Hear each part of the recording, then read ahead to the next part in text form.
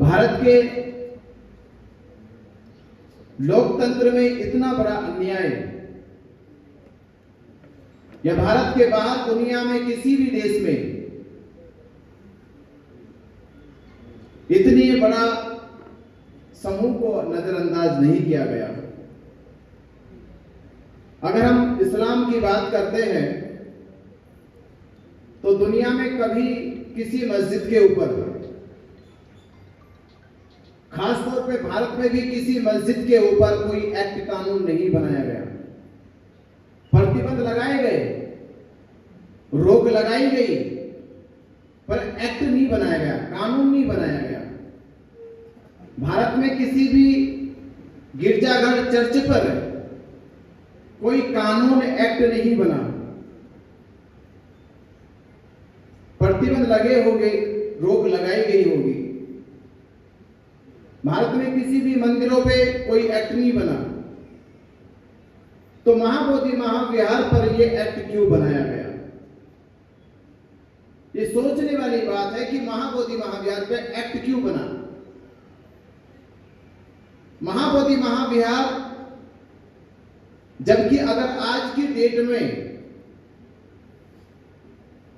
जब यूनेस्को ने महाबोधि महाविहार को विश्व धरोहर कहा, वर्ल्ड हेरिटेज का मान्यता मिली कि भारत के लिए केवल ये सम्मान का प्रतीक नहीं है, केवल भारत के बुद्धिस्टों के लिए प्रेरणा का प्रतीक नहीं है, बल्कि भारत के साथ साथ पूरे विश्व के लिए सम्मान और शांति, करुणा का प्रतीक है। उसके बावजूद भी बीटी एक्ट लागू है और बीटी एक्ट के तहत ही लिखा गया कि उस एक्ट के अनुसार महंत की मनमानी चलेगी। मनमानी का मतलब होता है कि महंत वहां पर श्राद्ध, पिंडदान, अनुष्ठान, कर्मकांड कराने की अनुमति दे सकता है। यह बौद्ध भिक्षु का जिक्र नहीं हो रहा कि बौद्ध भिक्षु दे सकता है, महंत दे सकता है। तो धर्म अनुसार महंत का जिक्र किस धर्म में होता है? तो हिंदू परंपराओं के अनुसार, हिंदू शास्त्रों के अनुसार महंत की जो उपाधि है वो हिंदू धर्म में दी जाती है। महंत का अर्थ होता है पुजारी, किसी मठ का पुजारी, किसी मंदिर का पुजारी, उसे महंत कहते हैं। तो सवाल यह है कि क्या देश को नहीं मालूम था जब 6 जुलाई 1949 को ये बीटी एक्ट कानून बनाया गया और जिनकी अध्यक्षता में बना उस समय के प्रधानमंत्री पंडित जवाहरलाल नेहरू और डॉक्टर राजेंद्र प्रसाद देश के राष्ट्रपति, और राष्ट्रपति तो उस समय संविधान सभा के अध्यक्ष भी थे। उनकी मौजूदगी में उनको जानकारी है कि महाबोधि महाविहार, जो आज लोग कहते हैं कि वहां शिवलिंग है, शिव का मंदिर है, शिव के अवशेष है। तो मैं पूछना चाहता हूं, उनसे कहा भी एक बार, मेरे कुछ जो वहां के पढ़े लिखे ब्राह्मण थे वो आए कि आप कैसे ठुकरा सकते हो कि यहां शिवलिंग नहीं है, शिव का अस्तित्व नहीं है। तो मैंने उस महाजन से ये कहा कि आप मुझसे मत पूछो, तुम्हें लग सकता है कि मैं पक्षपात करूंगा, मेरी बुद्ध में श्रद्धा है, विश्वास है, तो हो सकता मैं पक्षपात करूं, मुझसे मत पूछो। भारत के सर्वोच्च शिक्षा संस्थान, भारत की सर्वोच्च शिक्षा संस्थान दिल्ली यूनिवर्सिटी में चले जाओ और दिल्ली यूनिवर्सिटी के बाद जाना आप कोलंबिया, ऑक्सफोर्ड यूनिवर्सिटी, और वहां जाकर केवल ये पूछना, जो बुद्ध के ऊपर रिसर्च करते होंगे, जो भारत कल्चर के ऊपर रिसर्च करते होंगे, उनसे ये पूछना कि भारत कल्चर में बोध गया जो स्थान का नाम है, जो बोध गया स्थान का नाम है, वो भारत और भारत के बाहर क्यों प्रसिद्ध है, क्यों विख्यात है, बोध गया का इतिहास किन से जुड़ता है? तो ऑप्शन देना उनको ऑप्शन देना, जैसे ऑप्शन आते उत्तर में कि क्या शिव से जुड़ता है, क्या राम से जुड़ता है, या विष्णु से जुड़ता है, या फिर बुद्ध से जुड़ता है। मुझसे मत पूछना। और वो स्कॉलर भी बुद्धिस्ट ना हो, वो स्कॉलर भी शेड्यूल कास्ट की ना हो, वो स्कॉलर भी आपके ब्राह्मण होने चाहिए। मैं तो कह रहा हूं आपको, आप ब्राह्मण स्कॉलर बच्चों से पूछो जाके, दिल्ली यूनिवर्सिटी के, हो सकता है आपको जानकारी ना हो, आप दिल्ली यूनिवर्सिटी के स्कॉलर से पूछो, ऑक्सफोर्ड कोलंबिया यूनिवर्सिटी के स्कॉलर से जाके पूछो कि बोध गया क्यों प्रसिद्ध है, तो उत्तर क्या मिलेगा? जो 4 ऑप्शन देगा, उन 4 ऑप्शन में वो कहेगा शिव के नाम से प्रसिद्ध नहीं है, राम के नाम से प्रसिद्ध नहीं है, विष्णु के नाम से प्रसिद्ध नहीं है। बोध गया प्रसिद्ध है कि सिद्धार्थ गौतम को संबोधि प्राप्त हुई, इसलिए बोध गया प्रसिद्ध। तो तब तो मान लेना, आपको लगे कि मैं पक्षपात कर रहा हूं। जब आप कहीं स्कॉलर कहेंगे कि बोध गया में शिव का कोई इतिहास नहीं है, क्योंकि हिंदू शास्त्रों में भी शिव के इतिहास को काशी और कैलाश में लिखा गया, बोध गया में तो कोई जिक्र नहीं है। कोई शिव पुराण लाके दिखाओ, शिव पुराण में कहीं बोध गया का जिक्र हो। शिव पुराण में काशी और कैलाश का जिक्र होता है, राम का जिक्र कहीं करे कोई बोध गया में? तुम्हारे शास्त्र रामायण तो अयोध्या की बात करते हैं।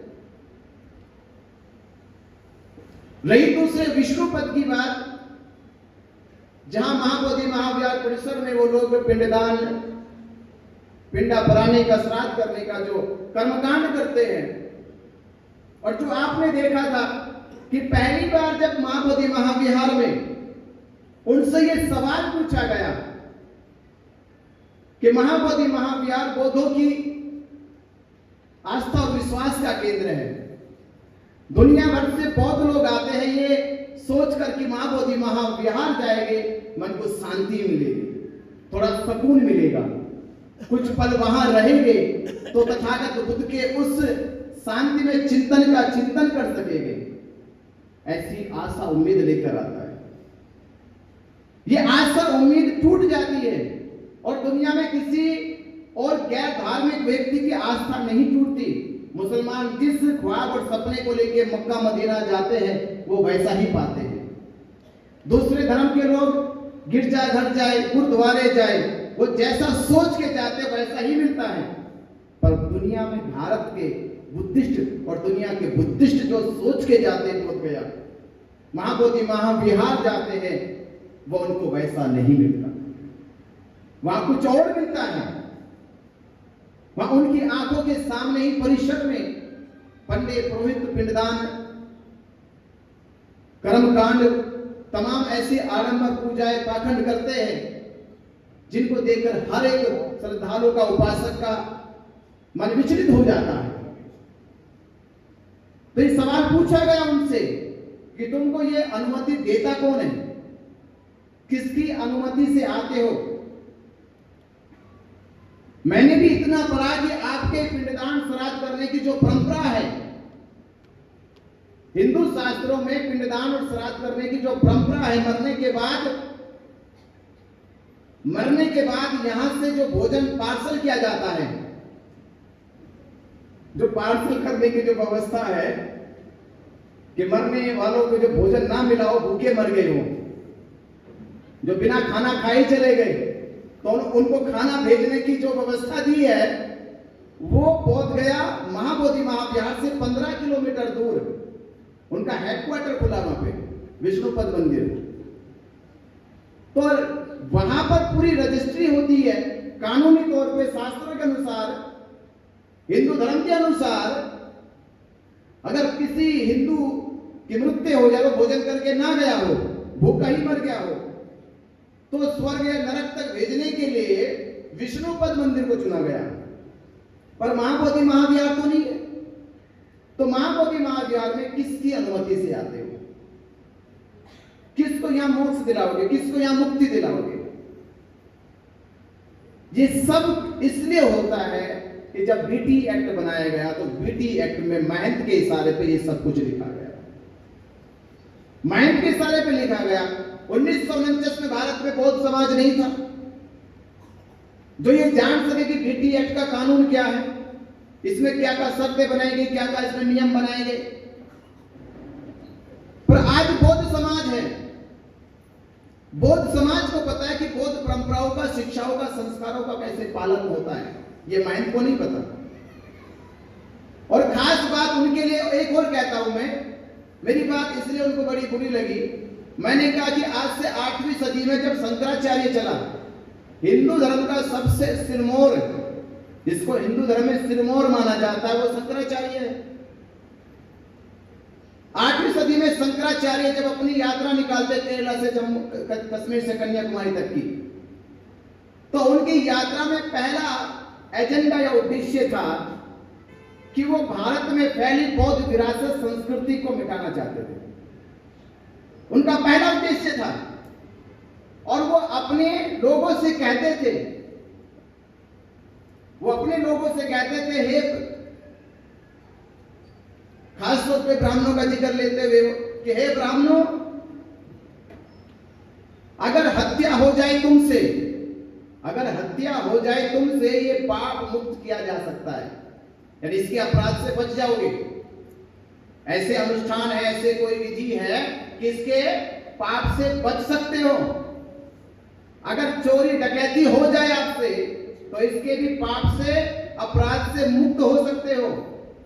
पर कभी भूल कर भी बुद्ध को देख मत लेना, कभी भूल कर भी बुद्ध के बताए गए उपदेशों को सुन मत लेना, कभी भूल कर भी बुद्ध के भिक्षु संघ के साथ बैठ मत लेना, अन्यथा तुम्हें ये पाप कभी मुक्त नहीं होगा।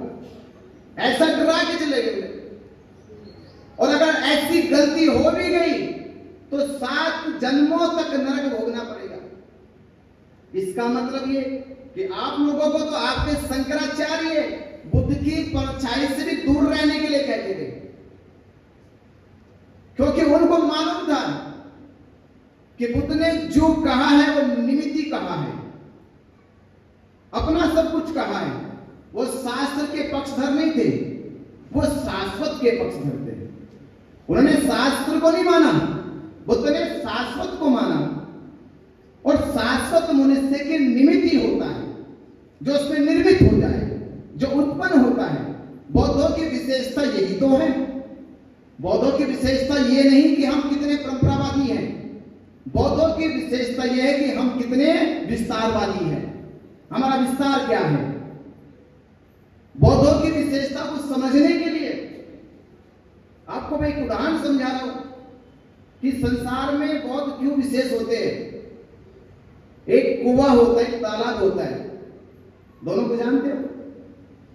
दोनों में क्या समानता होती है?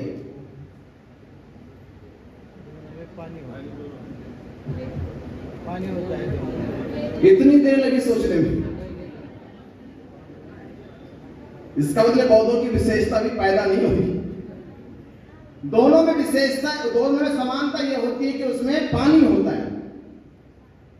तालाब में जो पानी है वो कहां से आया? आसमान से टपका, आसमानी बारिश से आया। तालाब में पानी बारिश से आया, नदी नालों से आया, या किसी और बाहरी स्रोत से, ट्यूबवेल से हो सकता है। तो जब पानी से वो तालाब भर जाता है, तो तालाब के पानी का जो स्रोत है वो बाहर से है। कहां से? बाहर से है। तो तालाब का पानी कितने दिनों तक शुद्ध रह सकता है, स्वच्छ रह सकता है? महीना, 2 महीने, 3 महीना। उसके बाद वो तालाब का पानी सूख जाएगा, सड़ जाएगा, या उस पानी से दुर्गंध आनी शुरू हो जाएगी। तो कहा जा सकता है कि वह पानी ज्यादा उपयोगी नहीं रहेगा। जो पानी कुएं का है, जो कुएं का पानी है, क्या कुएं में पानी बरसात से आया, तालाब से आया, वो नदी से आया, नाले से आया, ट्यूबवेल से आया? तो कुएं का पानी कहां से आया? कहां से आया? उसका भीतरी स्रोत है। कुएं के पानी का स्रोत क्या है? भीतरी स्रोत है। तालाब कुएं का पानी का स्रोत भीतरी है, अंदर से स्रोत हुआ।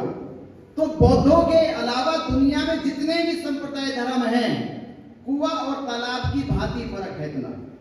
जो तालाब है वो बौद्धों को छोड़ के जितने भी दुनिया में धर्म संप्रदाय है वो वैसे ही स्रोत अर्जित करते जैसे तालाब पानी को करता है। और बौद्धों के ज्ञान की जो विशेषता है वो बाहरी नहीं है, वो भीतरी निमित्ती है।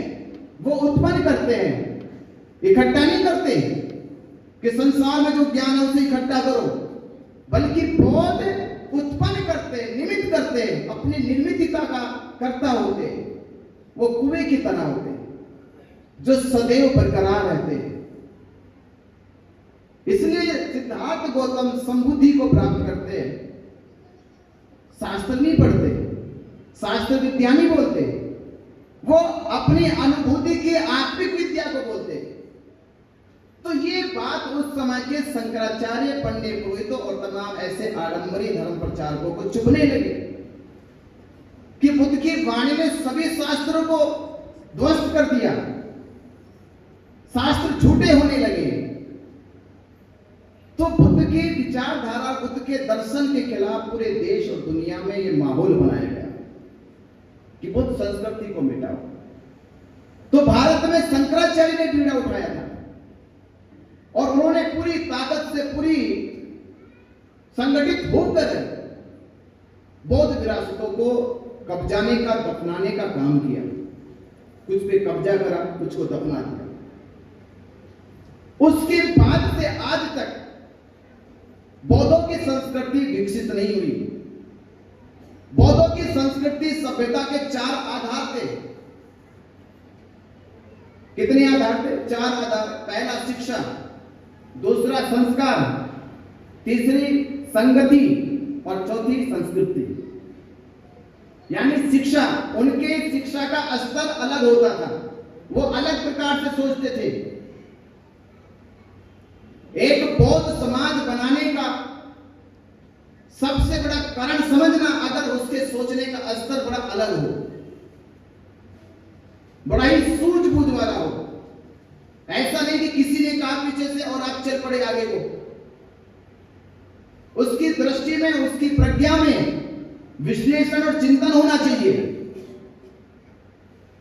तो जब बौद्ध समाज की शिक्षा का स्तर ऊंचा होने लगा तो कुछ लोगों को तकलीफ होने लगी। जब बौद्ध समाज के संस्कारों में सभ्यता पैदा होने लगी, मानव के प्रति दया करुणा आने लगी, ऐसे संस्कार थे। जब भारत में यूनिटी, संगति पैदा होने लगी, पूरा देश यूनाइटेड होने लगा, तो कुछ लोगों को तकलीफ होने लगी। और भारत की संस्कृति, कल्चर, विरासत पूरे दुनिया में अपना अलग पहचान बना रही थी। सम्राट अशोक काल में, आज से 2300 वर्ष पहले, आप सोचिए, आज भी देश में लोग कुछ ऐसे हैं, कुछ नहीं बहुत अधिक ऐसे हैं जो आज भी पक्के मकानों में नहीं रह पाते, झोपड़ियों में रहते। आज आधुनिक भारत में, आधुनिक दुनिया में आज भी लोगों के पास पक्की छतें नहीं होती। उस समय सम्राट अशोक ने पक्के विहार बनाए थे, पक्के विहार, पक्की ईंटों के विहार बनाए, पक्की ईंटों के स्तूप आज बनाए, स्तूप बनाए पक्की ईंटों के, पहले मिट्टी के बनते थे। सम्राट अशोक ने पक्की ईंटों के बनाए, पक्की ईंटों से रोड बनाए। तो उस समय बौद्ध काल में, सम्राट अशोक के शासन में इतना विकास भारत का हुआ। तो दोनों तरीके से शिक्षा का स्तर भी ऊंचा हुआ, संस्कार भी बड़े फलित हुए, समाज में संगति, यूनिटी भी आई और पूरे देश में विकास भी चरम सीमा पे था, चौमुखी विकास हुआ। जब समाज विकसित होने लगा तो विकसित समाज से सबसे बड़ी चीज जो आडंबर, पाखंड, अंधविश्वास है वो खत्म हो जाएगी। और ये खत्म होगी तो चतुर चालाक लोगों के जो कहते कि धंधे हैं वो बंद हो जाएंगे। इसलिए उन्होंने लंबे समय तक षड्यंत्र करके बौद्ध विरासत को नष्ट करने का काम किया। और जैसे कि बाबा साहब अम्बेडकर के जब 14 अक्टूबर 1956 को दीक्षा हुई तो उस पे एक लाइन मुझे याद आती है कि किसी भी समाज की तरक्की का इस चीज से आंकलन मत करो कि वो कितना धनवान है। धनवान होने से किसी समाज की तरक्की का आंकलन मत करो। कोई समाज कितने अच्छे मकानों में रहता है, कितनी अच्छी गाड़ियां उसके घर में, इससे आंकलन मत करो। बल्कि किसी भी सभ्य और समाज का आंकलन इस आधार पर किया जाता है कि उसके संस्कार, सभ्यता और संस्कृति क्या है, इस आधार पर होना चाहिए। क्योंकि प्रेरणा कहां से लोगे? धन से सुविधा ली जा सकती है, धन से सुविधा ली जा सकती है, शांति नहीं ली जा सकती, सुकून नहीं मिल सकता, आराम नहीं मिल सकता, संतोष नहीं मिल सकता। तो अगर जीवन में संतोष चाहिए उसके लिए धर्म जरूरी है, धन जरूरी नहीं है। धन से सुविधा मिल जाएगी। किसी के पास सोना के आभूषण हो, पक्का मकान हो, गाड़ी भी हो, आपके घर में नौकरी भी हो सरकारी, क्या कोई गारंटी है कि आपको संतोष होगा? धन बहुत है पर संतोष नहीं हो सकता। इस दुनिया में खुद ने कहा कि मैं ऐसा धन दूंगा कि धन हो या ना हो पर संतोष जरूर होगा, संतोष जरूर होगा। क्योंकि धन कुछ लोगों के पास हो सकता है। अगर धन से संतोष, सुकून मिलता तो दुनिया में चंद लोग खुशी से जीवन जी सकते थे। पर खुद ने कहा नहीं, धन एक ऐसी विरासत है कि इसमें धनवान से कोई संबंध नहीं है, राजा से कोई संबंध नहीं है, कर्मचारी से कोई संबंध नहीं। हर निचले से निचला स्तर का व्यक्ति भी धर्म के अनुसरण से जीवन में सुख शांति को प्राप्त कर सकता है। ऐसी व्यवस्था थी। तो वो जो वर्ण व्यवस्था का सुख था, जातियों का सुख था, वो सारी दीवारें टूट गई और एक सामान्य से सामान्य व्यक्ति के जीवन में भी एक आध्यात्मिक सुख पैदा हो गया, सामान्य से सामान्य स्तर के व्यक्ति के भी।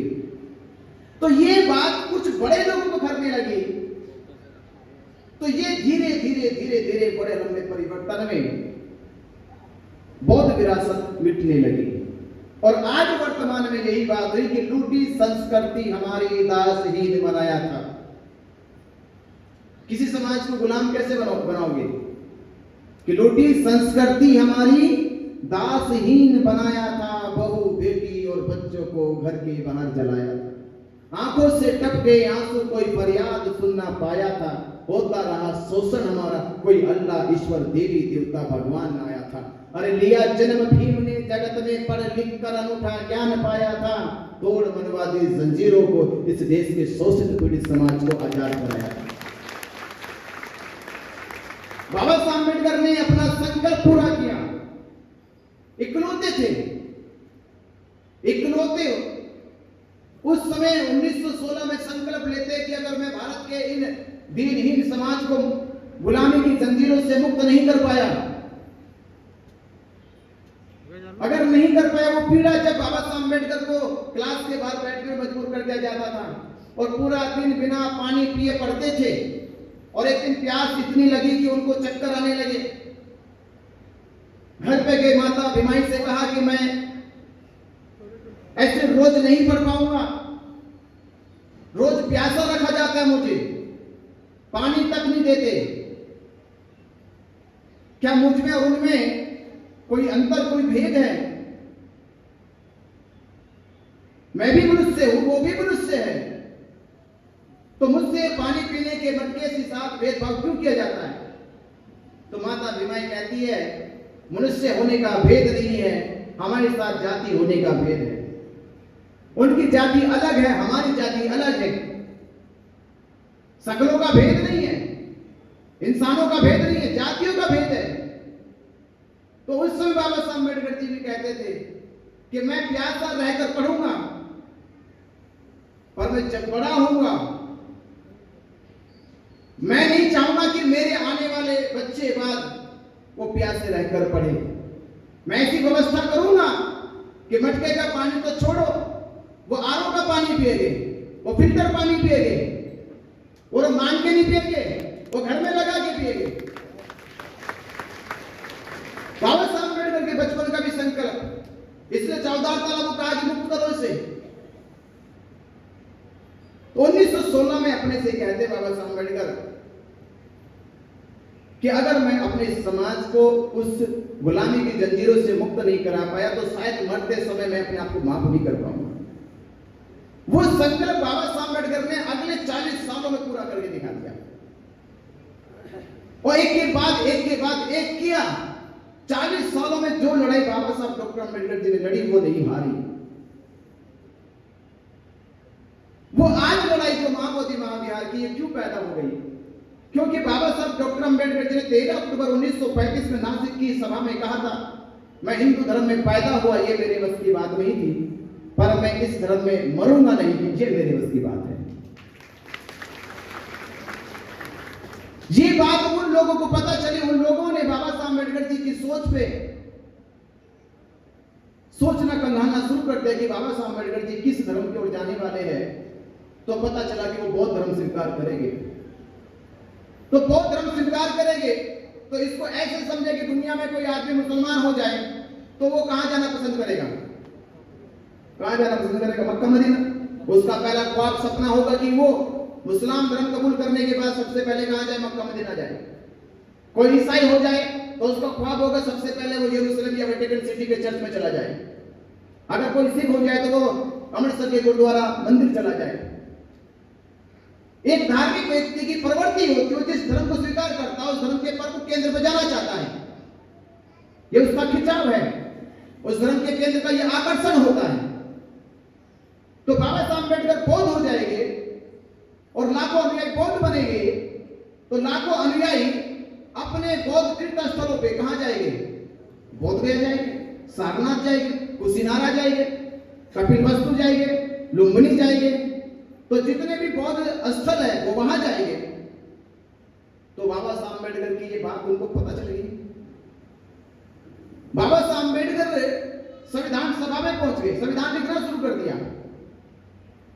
तो ये बात जो मुझे बार बार खटकती है कि जब बाबा साहब अम्बेडकर संविधान लिख रहे और डॉक्टर राजेंद्र प्रसाद को पता है, पंडित जवाहरलाल नेहरू को पता है, तो संविधान सभा में संविधान लागू होने से 4 महीने 19 दिन पहले 4 महीने 19 दिन पहले डॉक्टर राजेंद्र प्रसाद, पंडित जवाहरलाल नेहरू और बिहार के राज्यपाल की अध्यक्षता में बीटी 6 जुलाई 1949 को बीटी एक्ट कानून क्यों बनाया है, इसकी खबर बाबा साहब अम्बेडकर जी को क्यों नहीं दी गई? क्योंकि वो जानते थे कि अगर संविधान लागू हो गया तो संविधान के अनुच्छेद 25, 26, 30 तक जो धार्मिक समानता है, स्वतंत्रता है, उसके अनुरूप ये एक्ट खत्म हो जाएगा और महाबोधि महाविहार पूर्णतः बौद्धों को मिल जाएगा। क्या अनुच्छेद तो वही कहेगा, जितने भी अल्पसंख्यक धार्मिक हैं उनको धार्मिक उपासना, वंदना, पूजा और उनके धर्म स्थलों की पूरी आजादी है। तो संविधान लागू ना हो और संविधान लागू होने से पहले ही उन लोगों ने ये एक्ट बनाया और आज तक भी, आज की तारीख तक भी ये एक्ट संविधान में जोड़ा नहीं गया। ये जानकारी नहीं है। जैसे जब कोई एक्ट बनता है तो संविधान में जोड़ना चाहिए। ये एक्ट आज तक भी संविधान में जोड़ा नहीं गया, बल्कि आज तक बिहार गवर्नमेंट को रखा गया एक रिजर्व कोटे में, बिहार राज्य के कानून में रखा गया केवल इसे। इसका कानून से लेना देना भी नहीं है, संविधान से लेना देना भी, तो भी इसे आज तक लागू किया गया। अगर ये कानून था फिर संविधान में क्यों नहीं जोड़ा गया?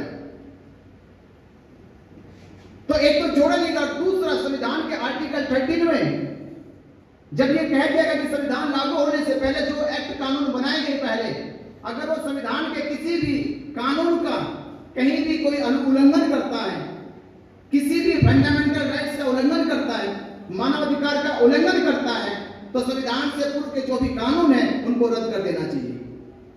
पर ये तो करता है, हमारी धार्मिक समानता, उपासना, वंदना का उल्लंघन करता है, क्योंकि वहां अनुमति किसके लिए नहीं पड़ती है। आज भी बौद्ध समाज को जाने के लिए अनुमति कौन देगा? या तो डीएम देगा या महंत देगा।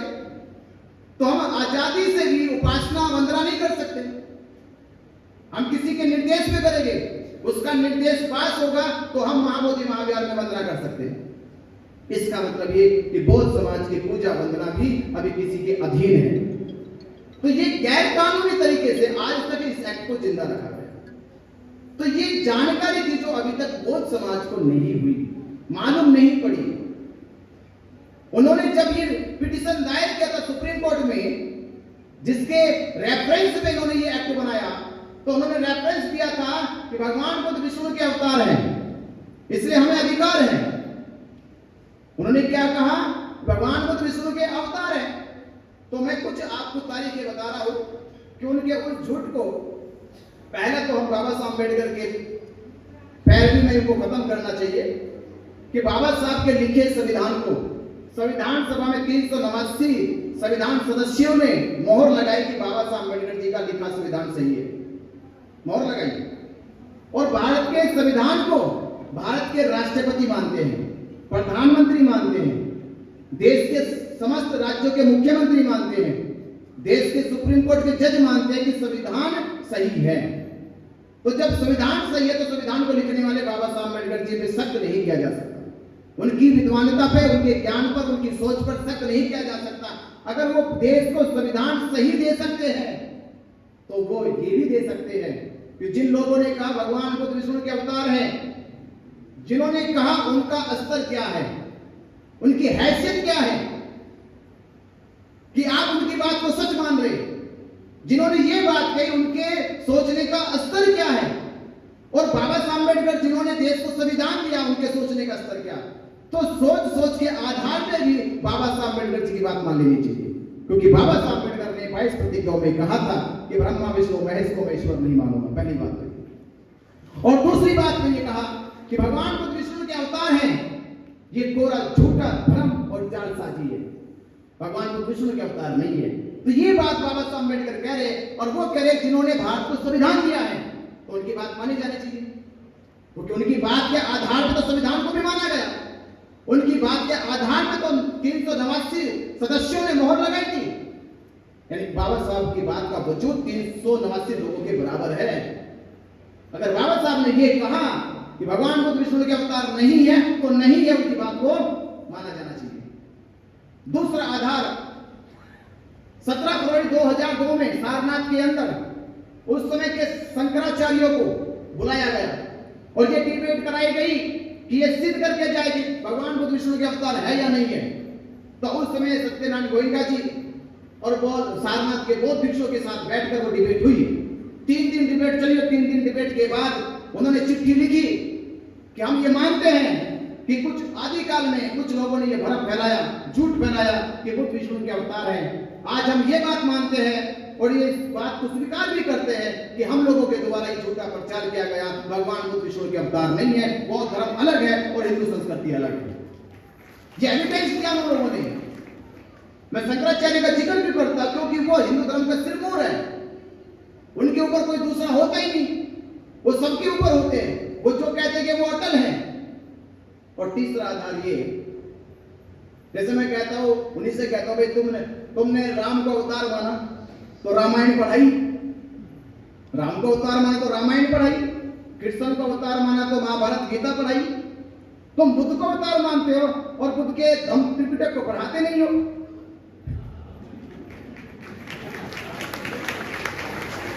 फिर बराबरी तो करो।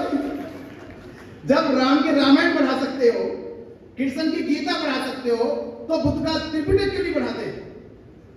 यानी खतरा तुम्हें बुद्ध की शिक्षाओं से कि बुद्ध की शिक्षा आ जाएगी तो रामायण और गीता दिखाई नहीं देगी वो भी। तो ये साजिश आपने जानबूझ के करी, क्यों करी? ये सारी साजिश के पीछे की बुद्ध की साथ पूरी दुनिया लग चुकी थी, पूरी दुनिया बुद्ध की ओर जा रही थी, तो उनको साजिश तो करनी थी। तो इस सारी साजिशों का परिणाम हुआ।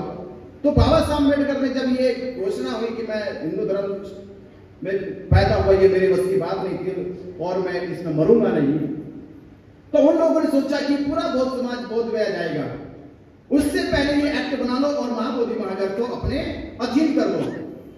तो जैसा चाहोगे तुम ऐसा करोगे। आज वही हुआ कि आज हम जब ये सपना देखते हैं कि भारत बौद्ध में बने, और वो पूरा क्यों नहीं होता?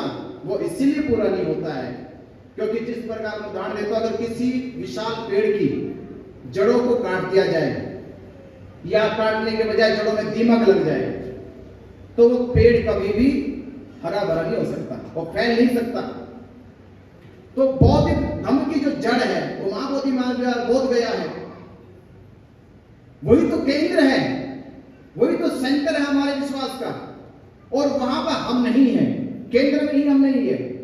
तो केंद्र में जो है वो कौन है? वो दीमक है। तो दीमक महाबोधि महाविहार में बैठी है और धीरे धीरे बौद्ध संस्कृति का पतन कर रही है। ये पतन ही तो है कि महाबोधि महाविहार परिसर में पिंडदान कराना, श्राद्ध कराना, अनुष्ठान कराना, शिवलिंग स्थापित कर देना, वो विष्णु की गणेश की मूर्ति लगा देना, 5 भिक्षुओं के मूर्तियों को 5 पांडे कह देना, ये अतिक्रमण, ये संस्कृति का पतन है। तो बाबा साहब अम्बेडकर ने हमें आजाद कराया, तो हमारा भी तो फर्ज बनता है कि जैसे मैं कहता हूं कि बुद्ध काल में हमारा जन्म नहीं हुआ, ये अफसोस हो सकता है आपको, वो है, आपको है अफसोस भाई, मुझे तो अफसोस है। ये तब था जब पता नहीं चला कि बुद्ध काल में हमारा जन्म नहीं हुआ, ये अफसोस हो सकता है।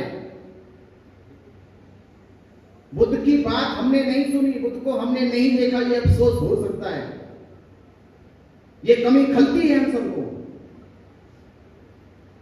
पर जहां सिद्धार्थ गौतम बुद्ध बने और बुद्ध बनने के बाद संसार भर के लोगों की पीड़ाओं को, दुखों को मुक्त किया, बुद्ध बनने के बाद तथागत ने संसार भर जनों के दुखों को, पीड़ाओं को मुक्त किया, बुराई को मुक्त किया, विकारों को मुक्त किया और हमें एक सुखी जीवन दिया।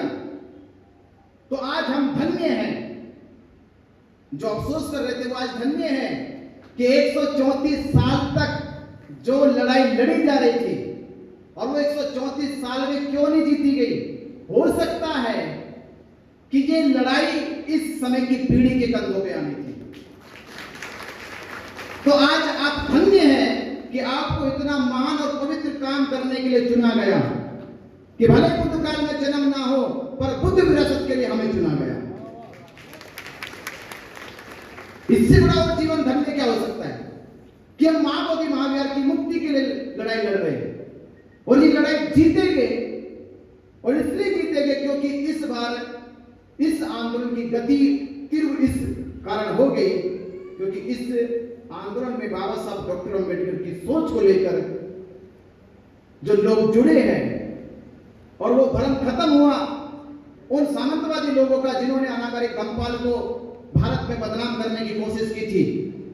उन लोगों का भ्रम खत्म हुआ जिन्होंने भगत सुरेश ससाई को बदनाम करने की कोशिश की थी कि वो श्रीलंका से आए हैं, वो जापान से आए हैं। इस बार उनका यह भ्रम टूट गया कि इस बार श्रीलंका जापान से नहीं भारत से आए हैं। तो वो अब इस बार देश में भ्रम पैदा नहीं कर पाएंगे। तो महाबोधि महाविहार मुक्ति का आंदोलन मैं इसलिए एक और कह रहा हूं आपसे कि आने वाले बच्चे आपके घर में जब जन्म ले और वो बड़े हो तो वो गर्व से और फख्र से कह सके, लोगों की आंखों में आंखें डालकर कि मेरा जन्म उस घर में हुआ है जिन्होंने महाबोधि महाविहार मुक्ति का आंदोलन चलाया। वो अपने बौद्ध होने पे गर्व करेंगे, वो आपके घर में जन्म लिया कि गर्व करे। और मैं ये कह रहा हूं आपसे एक बौद्ध उपासक के रूप में और हमारा भिक्षु के रूप में जीवन में इससे बड़ा उद्देश्य और हो क्या सकता है कि अगर हमने महाबोधि महाविहार करा, इससे बड़ा और कुछ उद्देश्य होगा क्या? 2300 साल पुराने विरासत सम्राट अशोक ने जब बनाया था वो सपना देखा होगा कि ये स्थल केवल महाबोधि महाविहार नहीं है, पूरी दुनिया के लिए प्रेरणा का स्थल है, प्रेरणा का केंद्र है। यहां से लोग प्रेरणा लेकर जीवन परिवर्तन करेंगे और जीवन परिवर्तन करके प्रगति के मार्ग पर जाएंगे। तो महाबोधि महाविहार पूरे संसार के लिए आया, तो हमें चुना जा रहा और पूरा विश्व, पूरे विश्व के बौद्ध समाज के लोग आपके ऋणी रहेंगे कि जो लड़ाई सदियों से लड़ी जा रही है उस लड़ाई को आपने जीत में बदल के रख दिया, वो लोग ऋणी रहेंगे आपके। तो मेरी आपसे गुजारिश, निवेदन, विनती यही है कि दो तरह के, मैं बोध गया में कहता था कि एक मानसिक मुक्ति होती है, सोच की मुक्ति, कि जो अपने मन से विकारों को निकाल देता है, सभी प्रकार के संस्कारों को मिटा देता है, नष्ट कर देता है, उससे निर्वाण की प्राप्ति हो जाती है। मैं बोध गया, मैं कहता था कि जितने बौद्ध भिक्षु यहां धर्मस्थल में बैठे हैं, इनका बैठना और महाबोधि महावीर की मुक्ति होना भी एक निर्वाण की प्राप्ति है, क्योंकि उनके मन में एक जो सोच बनी हुई है, कब मुक्त होगा, कब मुक्त होगा। इससे बड़ा हम कुछ और नहीं सोचते, यही ज्यादा सोचते हैं। ज्यादातर एक बौद्ध उपासक भिक्षु का ध्यान कहां जाएगा, इधर ही जाता है। हमने उस ध्यान को जो बार बार महाबोधि महावीर की ओर जाता है, हमने उस समस्या का ही निदान कर दिया, तो समझ लो हमारे जीवन में एक मुक्ति का मार्ग आ गया। तो मैं आपसे यही विनती कर रहा हूं कि आप सब लोग मिलकर, हमें ज्यादा बड़ा काम नहीं, जो 134 साल में नहीं हुआ वो काम करना है। सबसे बड़ा काम है कि हमने 134 साल में देश भर में अब तक ये मालूम ही नहीं कराया कि बीटी एक्ट क्या है। 76 साल हो गए इसे लागू हुए, 76 साल हो गए, पर आज तक देश के, चलो जो पढ़े लिखे लोग हैं उनको भी मालूम अब तक नहीं हुआ, कुछ तो वकीलों को भी मालूम नहीं कि बीटी एक्ट क्या होता है। मैं सुप्रीम कोर्ट में जब गया तो सुप्रीम कोर्ट के वकीलों को भी नहीं पता था कि बीटी एक्ट क्या है। वो कह रहे हमने तो पहली बार सुना, बनते जब आपने इसका आंदोलन चालू किया, ये बीटी एक्ट क्या होता, गूगल करने लगे, पेपर निकालने लगे इसके कि बीटी एक्ट क्या होता है। महाबोधि महावीर मुक्त क्यों होना चाहिए ये बताना होगा, क्यों होना चाहिए। 76 सालों में भिक्षु संघ बैठा है, देश विदेश के भिक्षु आते हैं। महाबोधि महावीर जो पूरी दुनिया के लिए सबसे पवित्र है, आज तक बीटीएमसी जो कमेटी वहां बनाई गई है, कमेटी के द्वारा आज तक बौद्ध भिक्षुओं के लिए प्रशिक्षण केंद्र नहीं बनाया गया, प्रशिक्षण केंद्र नहीं बना। तो जब भिक्षुओं को शिक्षा का केंद्र नहीं होगा तो विद्वान और समझदार बुद्धिमान भिक्षु कहां से आएंगे। और जब भिक्षुओं की संख्या कम हो जाएगी विद्वानों की, तो भारत को बौद्ध में कैसे बनाएंगे। भारत को बौद्ध बनाने के लिए विद्वान भिक्षु चाहिए, समझदार भिक्षु चाहिए, और विद्या सर्जन करने के केंद्र नहीं हमारे पास। आप देखिए थाईलैंड छोटे से देश ने कितना बड़ा विहार बनाया, संघ काया, हजारों भिक्षु वहां आते हैं, ट्रेनिंग लेते हैं, फिर चले जाते हैं। वहां तो तथागत बुद्ध को ज्ञान भी प्राप्त नहीं हुआ, महापरिनिर्वाण भी नहीं हुआ, पहला उपदेश भी नहीं दिया, उसके बावजूद भी उन्होंने इतना बड़ा विहार बना दिया। और जिस भारत में संबोधि प्राप्त हुई, महापरिनिर्वाण प्राप्त हुआ, पहला उपदेश दिया, वहां आज भी बौद्ध समाज देख रहा है कि इसका परिवर्तन कब होगा। हमसे ज्यादा तो नेपाल की सरकार निकल गई। नेपाल ने लुम्बिनी को 5 किलोमीटर रेडियस खाली कर दिया, कोई बिल्डिंग नहीं बन सकती, कोई मार्केट नहीं लग सकती, कोई नया निर्माण नहीं हो सकता। 1600 ईस्वी में महाबोधि महावीर के नाम 15,000 एकड़ जमीन थी। 1600 ईस्वी में, 1606 ईस्वी में जब दाखिल दिए गए, सबूत दिए गए, उसमें 15,000 एकड़ जमीन का रिकॉर्ड था। उसके बाद जब 6 जुलाई 1949 को रिकॉर्ड बनाया गया, तब 5,000 एकड़ जमीन का रिकॉर्ड बनाया गया। पर आज भी 5,000 एकड़ जमीन होने के बाद भी 5 बीघा जमीन नहीं महाबोधि महावीर के पास, क्योंकि बौद्धों को पता ही नहीं है। हमको केवल जाना है, हाथ जोड़ने फिर वापस आ जाना है। मैं तो कह रहा था कि भाई जब मैंने पूछा वहां जाके पंडों से, तुम्हें किसने अनुमति दी घुसने की, किसकी अनुमति से करते हो श्राद्ध पिंडदान, क्या होगा इससे, कितनों को मुक्ति दिला दी, कितनों का भोजन ट्रांसफर कर दिया, कोई डेटा है तुम्हारे पास, रिटर्न तो दो हमें भी। तो मेरे पूछने से उन लोगों में इतनी दहशत पैदा हो गई कि वो सीधा डीएम के पास पहुंच गए, और सीधा डीएम के पास पहुंचे तो आगे देखो हमें धमकाने आए थे अंदर, बोले कि महाबोधि विहार से बाहर निकलो, हमें मारने की धमकी दे रहे। और 6 मार्च को मेरे ऊपर मुकदमा करा, पहला मुकदमा मेरे ऊपर 6 मार्च 2025 में हुआ। मेरे ऊपर मुकदमा हुआ, ये अलग बात है। वहां डीएम ने ये कहते कि अब अंदर मोबाइल लेके कैमरा लेके नहीं जा सकते। मैं सोचने लगा यार मेरे एक आदमी के पूछने से ये प्रशासन में इन पंडों में तो बड़ी हलचल मच गई। अगर हम 76 सालों से हर बहुत भी जाके पूछता तो देश के पंडों में हलचल मच जाती। तो मीटिंग एक्ट तो बाद में रद्द होता, ये पहले छोड़ के चले जाते। लेकिन रोज रोज किसके सवालों का जवाब दोगे? रोज रोज कैसे जवाब दोगे? रोज हजारों लोग आते, हजारों लोग एक ही बात पूछेंगे, किसकी अनुमति से आए हो? किसने भेजा तुमको यहां पर? कितनों को मुक्ति दिला दी? कितनों का खाना ट्रांसफर कर दिया? कोई हिसाब किताब है तुम्हारे पास? अभी जवाब उनके पास होता नहीं, और कितनों का कोई जवाब देगा तंग होके छोड़ के चले जाते। पर हमने ऐसा नहीं किया, हमने तो कहा कि जाना और आना है। तो बोध होने का मतलब था कि हम जागरूक हो, जाने अपनी विरासत संस्कृति के बारे में। तो ये पता अब चला कि हमारी संस्कृति विरासत क्या है। तो इसके लिए हमें देश भर में जागरूक करना बस। तो आने वाली 12 फरवरी 2026 तक हमें एक लक्ष्य बनाया। जब आंदोलन 12 फरवरी 2025 को चालू हुआ, 29 फरवरी को पहली बार आंदोलन हटाया गया। मालूम है आपको? मालूम है? मैं 29 तारीख को दिल्ली कॉन्फ्रेंस के लिए जा रहा था। मुझे नहीं पता कि प्रशासन मेरा इंतजार करता था कि मैं हटूं और वो धरना हटाए। प्रशासन को इंतजार रहता था कि बिना चारे निकले और हम धरना हटाए। तो पहले 29 फरवरी को मैं दिल्ली कॉन्फ्रेंस के लिए जा रहा था। उसी आधी 1 बजे, उसी रात 1 बजे उन्होंने प्रशासन ने आके बहुत रिक्शों को डिटेन कर लिया और हॉस्पिटल ले जाके छोड़ दिया।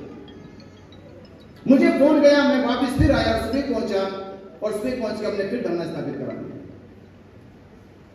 धरना स्थापित होता रहा। फिर हमने ये कहा कि आने वाली बुद्ध पूर्णिमा पे हम देश में ये इतिहास बनाएंगे कि आज तक भारत में मुसलमान एकजुट हुए, हिंदू एकजुट हुए, ईसाई एकजुट हुए, सिख एकजुट हुए, पर भारत में लाखों की संख्या में बौद्ध एकजुट नहीं हुआ। तो 12 तारीख को 12 लाख बौद्धों को एकजुट करके महाबोधि महाज्ञान मुक्त कराएंगे। ये संकल्प लिया हमने, और हमने देश में हर एक राज्य में सभाएं लगाने, लोगों को जागरूक करना, बुलाने का प्रयास शुरू कर दिया। प्रशासन और उनकी इंटेलिजेंस ने रिपोर्ट बनानी शुरू कर दी कि बड़ी संख्या बहुत समाज आ रहा, और आ भी रहा था। लोगों ने अपनी बसें, ट्रेनें, डब्बे सब बुक करने लगे थे। हमारे पास डेटा पूरा आने लगा कि लाखों लोग आएंगे। हम तैयारी में जुट गए। अब उनके पता नहीं कौन से कर्म अच्छे रहे होंगे कि भारत पाकिस्तान का युद्ध छिड़ गया। वो रोज तलाशते होंगे, कुछ तो निकले, कैसे रोके इनको। तो उनके कुछ कर्म अच्छे रहे होंगे, भारत पाकिस्तान का युद्ध छिड़ गया और वो युद्ध की सीमा बोध गया बना दी। ऐसे पेश किया, मैं तो बाहर था, हमारे साथियों के साथ मिलकर ऐसे पेश किया कि जैसे भारत पाकिस्तान की युद्ध की सीमा बोध गया में और बम वही गिरेगा। डरा दिया पूरा उन्हें कि धरना स्थगित करो, युद्ध हो रहा है। ऐसी स्थिति में हमें धरना स्थगित कर देना चाहिए। तो हमारे साथियों को लेकर उनसे अपना चिट्ठी विट्ठी लिखवा ली पूरी। मुझे सोशल मीडिया पर खबर मिली, मैं पास के जिले में प्रचार प्रसार कर रहा था, वापस गाड़ी लेके आया। रात के 11 बजे पहुंचे हम धरना स्थल पे। तो देखा फोर्स लगी पड़ी थी धरना हटाने के लिए। 9 तारीख को, 9 मई को पुलिस हटाने की तैयारी कर रही। हम पहुंचे, मीडिया हमारे साथ, पूरे लोग साथ में थे। तो हमने प्रशासन से कहा, पहले तो मुझे ये बताए कि आप बोध गया में या गया डिस्ट्रिक्ट में केवल खतरा धरना स्थल से है कि भारत पाकिस्तान के युद्ध का केंद्र धरना स्थल बनेगा? अगर ये केंद्र है तो हम हटा लेते हैं, आज ही हटा देंगे। और दूसरा ये बताओ, जब यहां पे हमला होगा तो वो हमला कालचक्र मैदान में नहीं होगा। यहां से 2.5 किलोमीटर दूर कालचक्र मैदान में भी आपने प्रोग्राम करने की अनुमति दे रखी है, और अभी तक आपने उनकी अनुमति रद्द नहीं करी। जब राष्ट्रीय सुरक्षा का हवाला है तो केवल धरना स्थल क्यों, कालचक्र मैदान भी होना चाहिए। और कालचक्र मैदान ही क्यों, पूरा बोध गया और गया जिला होना चाहिए। गया जिले के सारे कार्यक्रम रद्द कर देने चाहिए। तो हम आपकी बात से सहमत हैं, पर धरना स्थल स्थगित हो तो ये तो चाल है, ये साजिश है कि हमारे भोले भाले लोगों को तुमने इनसे चिट्ठी लिखवा ली तो हम इनका प्रस्ताव नहीं मानते। इन लोगों को नहीं पता कि आज 9 तारीख है, कल 10 है, फिर 11 और 12 तारीख को पूरे देश से बहुत समाज आने वाला है। तो जो भी निर्णय होगा वो हम अकेले नहीं लेंगे। जब समाज आ जाएगा तब निर्णय लिया जाएगा कि आंदोलन स्थगित होगा या आंदोलन चालू होगा। उस रात जिस रात पुलिस तैयारी करने आई थी आंदोलन घटाने की, उस रात आंदोलन घटाने के बजाय पुलिस वापस गई। क्योंकि हमारा उस समय जो स्टाइल था कहने का वो अजीब और गरीब था थोड़ा। तो धरना नहीं हटा। उसके बाद लोग कैसे हटेगा? तो 12 तारीख को उन्होंने बहुत साजिशें रची। हमको ये वहां से महाबोधि महाविहार तक शांति मार्च निकालना था। बोले कि आपके ऊपर मुकदमा कर देंगे।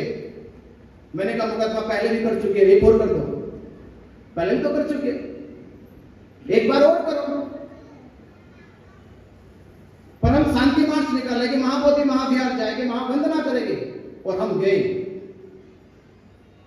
तो उस दिन हिंसा हो, दंगा हो, उन्होंने राज्यपाल से शिवलिंग पूजा कराई कि बौद्धों की आस्था को ठेस लगेगी, ये हिंसा यहां धरना देंगे, ये इसका विरोध करेंगे और विरोध करेंगे तो पुलिस लाठीचार्ज करेगी। तो ये इसके कारण धरना खत्म हो जाएगा। और हमने सोचा आज बुद्ध पूर्णिमा शांति से काम लो, आज बुद्ध पूर्णिमा थोड़ा शांति से काम लो। आज कुछ नहीं करते। तो हमने पूरा दिन शांति से, ये घटना के साथ साथ 2 घटना घटी थी और डुंगेश्वरी पहाड़ी पे हमारे लोगों के साथ मारपीट हुई, बुरी तरह से सर फोड़े गए, पीटा गया उन्हें। उस समय तो मुझे थोड़ा और भी थोड़ा आया गुस्सा। मैं चल भी पड़ा था। इंस्पेक्टर ने कहा कि आपको जाना नहीं तो दंगा हो जाएगा। कहते मैं फोर्स भेजता वहां पे, मैं शांति व्यवस्था बनाता, उसने बनाई। तो 12 तारीख को भी चांस थे कि वहां झगड़ा हो, पर हमने झगड़ा ना हो, बहुत धैर्य बनाया, अनुशासन रखा कि आज झगड़ा ना हो, बहुत पूर्णिमा है, 12 तारीख बीतने दो। पर उनकी मंशा, उनकी चाल कुछ और ही थी। 13 तारीख को फिर समझ साजिश रखी महाबोधि महाविहार परिसर के अंदर। बौद्ध उपासिका जो महाराष्ट्र नागपुर से गई थी या कुछ अलग अलग जिलों से गई थी, उनके सामने कुछ लोकल के गुंडे सिविल ड्रेस में पुलिस वालों ने जय हनुमान जय श्री राम के नारे लगाए, जिसके विरोध में बौद्ध उपासिकाओं ने जय भीम नमो बुद्धाय के नारे लगाए और उनमें विवाद पैदा हुआ। विवाद पैदा इतना हुआ कि महिलाओं के साथ मारपीट की गई। तो उनको बाहर लेके आए मारपीट पीटते घसीटते हुए। जिन्होंने फोन किया फिर हम लोग पहुंचे वहां पे। पुलिस के ऊपर हमने दबाव बनाया कि पुलिस के लोगों ने ऐसा किया, जिनको यहाँ सुरक्षा के लिए रखा गया था वही लोग यहाँ पे ये मारपीट कर रहे। एफआईआर दर्ज होनी चाहिए। ये देखते देखा कि और लोग आगे वो फिर से जय हनुमान जय श्री राम के नारे लगाने लगे। उसी विवाद में थोड़ा बहुत विवाद पैदा हुआ और हम समझ गए थे कि ये बड़ी साजिश षड्यंत्र रचा गया, इसलिए बात को थोड़ा सा शांति के तरीके से ही हमें इसे निपटारा करना चाहिए। नहीं तो हिंसा ज्यादा बढ़ गई तो मामला जो ये चाहते वो हो जाएगा, क्योंकि ये चाहते कि हम विरोध करें, झगड़े यहाँ पे और ये लोग धरना खत्म करें। हम किसी तरह से वहां निकल के आ गए और फोर्स देखते देखते पूरी लगता कई गाड़ियां फोर्स तैयार करी और रात के 1 बजे हमें उठा के ये कहकर कि हिंदू संगठन के लोग आपको मारने की खोज कर रहे हैं, आपको मारना चाहते हैं, आप पे हमला करना चाहते हैं, तो आपकी सुरक्षा को लेकर हम आपको डिटेन करते हैं, 1-2 दिन रखेंगे। तो वो लेके चले गए मुझे गया डिस्ट्रिक्ट, वहां रखा, पूछताछ करी दुनिया भर के 2-3 घंटे, 2 बजे लेके गए, 4 बजे तक पूछताछ करते रहे। कहां से आए हो, क्या उद्देश्य है, क्या करोगे, बहुत गया में क्या लक्ष्य बना के लाए, दुनिया भर की चीजें पूछते रहे।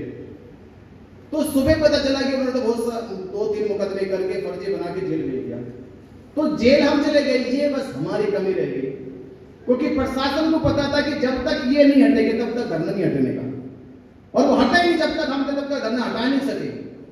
हमारी जेल जाने के 2 दिन बाद ही आप सोचिए, मैं समाज से भी कहता हूं, समाज को पूछना चाहिए कि अब तो भारत पाकिस्तान का युद्ध भी नहीं था, 15 मई को भारत पाकिस्तान का युद्ध भी नहीं था, माहौल भी गर्म नहीं था, माहौल तो मेरी वजह से गर्म था और मैं चला गया अंदर। तो धरना फिर क्यों हट गया, पूछना चाहिए था। जो लोग कह रहे हैं कि जो धरने के लीडर बनने थे वो धरना क्यों हट गया फिर? तो धरना इसलिए हट गया क्योंकि बिना चारे को हटा दिया पहले। अगर मैं होता तो धरना नहीं हटता। तो ये चीज हमें समझ में आई कि धरना हट गया। हमने जेल से निकलने के बाद अब ये कहा कि प्रशासन ने, सरकार ने धरना खत्म किया है, पर हम देश में आंदोलन को खत्म होने नहीं देंगे। धरना तो दोबारा कैसे रखा जा सकता है? और इससे बड़ी ताकत आंदोलन की होती है। तो तब से हमने ये संकल्प लिया कि अब हम देश के ये धरना क्यों हटाया गया, जेल क्यों भेजा गया, समाज पे क्यों मारपीट की गई, क्योंकि समाज जागरूक नहीं था और एकजुट नहीं था। तो अब हमें ये काम करना है कि आने वाली 12 फरवरी 2026 तक ये लक्ष्य बनाकर कि भारत के बुद्धिस्ट अम्बेडकरवादी बहुजन समाज को जागरूक करना है। महाबोधि महाविहार क्यों मुक्त होना चाहिए, बीटी एक्ट क्यों रद्द होना चाहिए, इन सब तथ्यों को आधारों को लेकर समाज को जागरूक करना है और 12 फरवरी 2026 तक हमें समाज को एकजुट करना है। और जब समाज एकजुट हो जाएगा तो हम सुप्रीम कोर्ट के जजमेंट को भी दोहराएंगे कि आपने राम मंदिर के पक्ष में फैसला इस आधार पर दिया था कि ये करोड़ों हिंदुओं की आस्था का मामला है, जबकि राम मंदिर के पक्ष में ना तो सबूत मिले ना अवशेष मिले, फिर भी आपने राम मंदिर के पक्ष में फैसला दिया केवल ये आधार मान के कि करोड़ों हिंदुओं की आस्था का मामला है। तो जब भारत के बुद्धिस्ट भी एकजुट हो जाएंगे, करोड़ों की संख्या में एकजुट हो जाएंगे, तो कहेंगे कि ये मामला अब महाबोधि महाविहार सरकार का नहीं है, ये भारत के करोड़ों बुद्धिस्टों की आस्था का है। अब मुक्त होना चाहिए और बीटी एक्ट रद्द होना चाहिए। तो आज ये काम हमें करने की लगा की कोशिश करनी चाहिए कि हम एकजुट होकर महाबोधि महाविहार मुक्त करें। बात समझ में आई आपको? कितना को आई? कितना को समझ में आई? सबको आगे समझ में? तो सब एकजुट करोगे? 12 फरवरी 2026 तक एकजुट कर देना सबको। कर दोगे? पक्का? अगर आपने पक्का कर दिया तो फिर तो आप धन्य हैं। भले ही जन्म बुद्ध काल में ना हो, पर बुद्ध विरासत को बचाने के लिए जन्म हुआ। तो और एक बात और विनती है, मेरी निवेदन है, अगर मानोगे तो मानोगे, 2 सितंबर को चैत्य भूमि आना है। कहाँ आना? तो चैत्य भूमि में क्या है? परम पूज्य बाबा साहब डॉक्टर अम्बेडकर जी की अस्थियां है। तो यात्रा 17 अगस्त 2025 को नागपुर की दीक्षा भूमि से प्रारंभ की गई और चैत्य भूमि 2 सितंबर को पहुंचेगी। और वहां चलकर हम लोग कि पूरे देश के बौद्ध समाज को बुला रहे कि वहां पहुंचकर बाबा साहब डॉक्टर अम्बेडकर जी की अस्थियों को नमन करें और बाबा साहब की अस्थियों के सामने कसम खाए, संकल्प ले कि बाबा साहब अम्बेडकर आपने हमें दम देकर उन दरिद्र भरी जिंदगी से मुक्त किया है, हम आपको महाबोधि महाविहार मुक्त करा के देने का काम करें। तो ये संकल्प करना है। तो इस संकल्प में कितने लोग शामिल हो गए बताओ? सारे लोग हो जाएंगे। आप सभी लोगों के लिए मेरा बहुत बहुत धन्यवाद, साधुवाद, जय भीम, नमो बुद्धाय। 2 सितंबर को चैत्य भूमि दादर मुंबई मिलेगी। साधु साधु साधु।